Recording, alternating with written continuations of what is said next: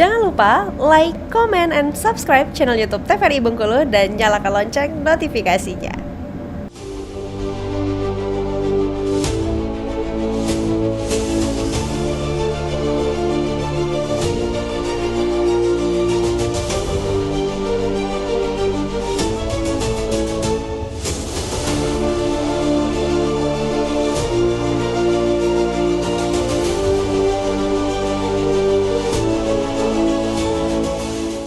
Assalamualaikum warahmatullahi wabarakatuh. Halo pemirsa TVRI Bengkulu, apa kabar Anda? Semoga selalu dalam keadaan sehat dan tentunya masih semangat dalam menjalankan aktivitas hingga saat ini. Nah pemirsa, senang sekali hari ini saya Friko Zuhri kembali menjumpai Anda tentunya dalam program Berendo. Kali ini spesial edisi Pilkada. Dan tentunya sudah hadir narasumber kita di studio TVRI Bengkulu. Kali ini sudah bersama dengan Pak Kuspito Gunawan selaku juru bicara dari Paslon nomor 1, Pak Helmi Hasan dan juga Pak Mian.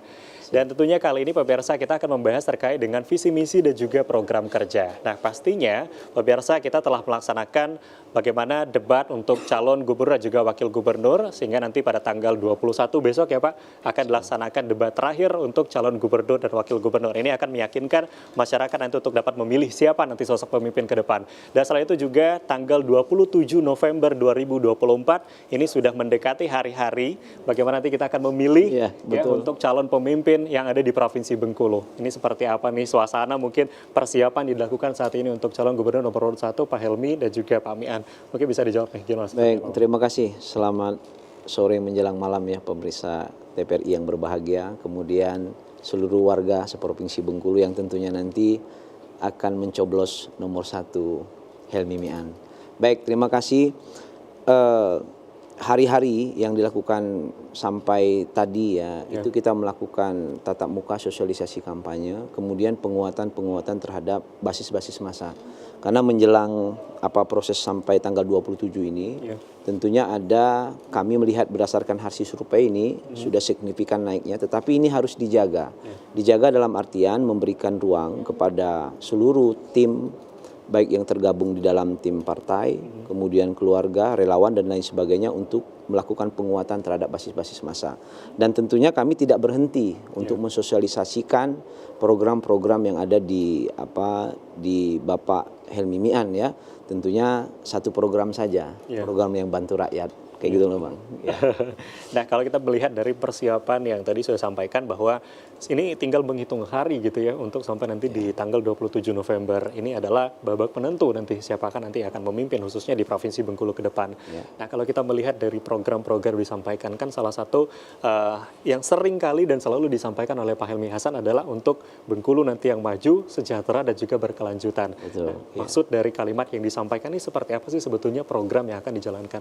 Ya, maju dalam artian itu adanya sesuatu hal yang selama ini dia stagnan, tetapi lebih untuk ditingkatkan.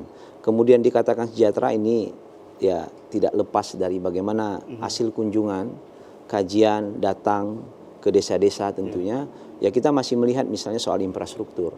Infrastruktur jalan penghubung antar provinsi, kabupaten, kota yang sejauh-jauhnya menjadi kewenangan pemerintah provinsi selaku wakil pemerintah pusat di daerah itu tidak dijalankan sebagaimana mestinya. Misalnya dari Kabupaten Bengkulu Utara menuju ke Lebong, ya, kemudian beberapa daerah yang sifatnya itu sangat membantu perekonomian masyarakat desa ketika jalannya itu dibangun, sehingga orang tidak menjadi tersandra dalam tanda kutip untuk berbuat misalnya melakukan usaha ya. Kemudian memperkuat produksi misalnya pertaniannya. Nah ini menjadi penting infrastruktur. Soal kesejahteraan ini tidak juga bisa lepas dari bagaimana pemerintah hadir itu untuk menjawab tantangan-tantangan dari masyarakat yang ingin berkembang.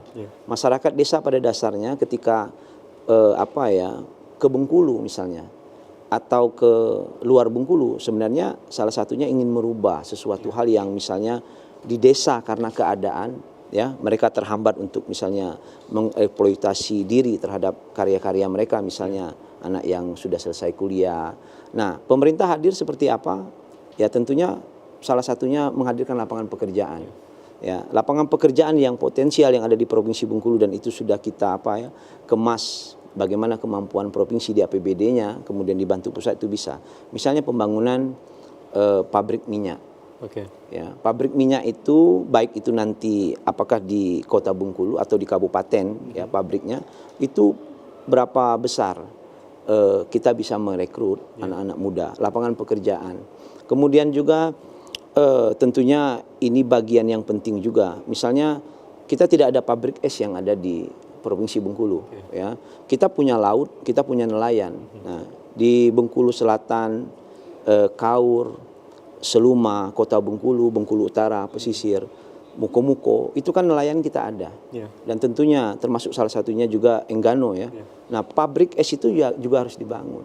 Sehingga apa? Masyarakat baik itu nelayan tradisional maupun modern itu bisa tercover kebutuhan esnya untuk misalnya kualitas ikan itu menjadi bagus dan mereka juga tidak bingung.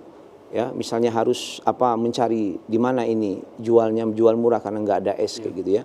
Nah, program-program yang lain tentunya banyak juga yang sudah kita lakukan kajian-kajian mendalam tentunya. Artinya gitu kalau ya. kita bicara terkait dengan kesejahteraan gitu yang disampaikan oleh Pak Helmi Hasan, ini mencangkup dengan banyak sekali program-program yang bisa dilaksanakan. Nah, salah satunya menarik adalah tadi untuk infrastruktur, salah satunya adalah jalan mulus. Memang sebelumnya ini sudah terlaksana katakanlah selama beliau memimpin Kota Bengkulu dan nanti apabila beliau akan memimpin Provinsi Bengkulu, ini akan diteruskan kembali program jalan mulus ini seperti apa skemanya nih Pak? Karena melihat ini skalanya sudah lebih besar gitu ya. Kita tidak melihat dari kota saja tetapi ini sudah 9 kabupaten dan 1 kota. Betul.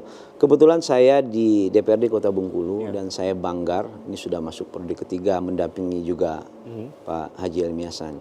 Pak Haji Helmi Hasan ini dia tidak hanya lahir dari gerakan eksekutif saja, tetapi dia politisi tulen saya katakan. Kenapa? Ketika selesai kuliah dari Fakultas Ekonomi Universitas Bengkulu, dia menjadi anggota DPRD Kota. Kemudian wakil ketua DPRD Provinsi. Kemudian 2 periode menjadi wali kota.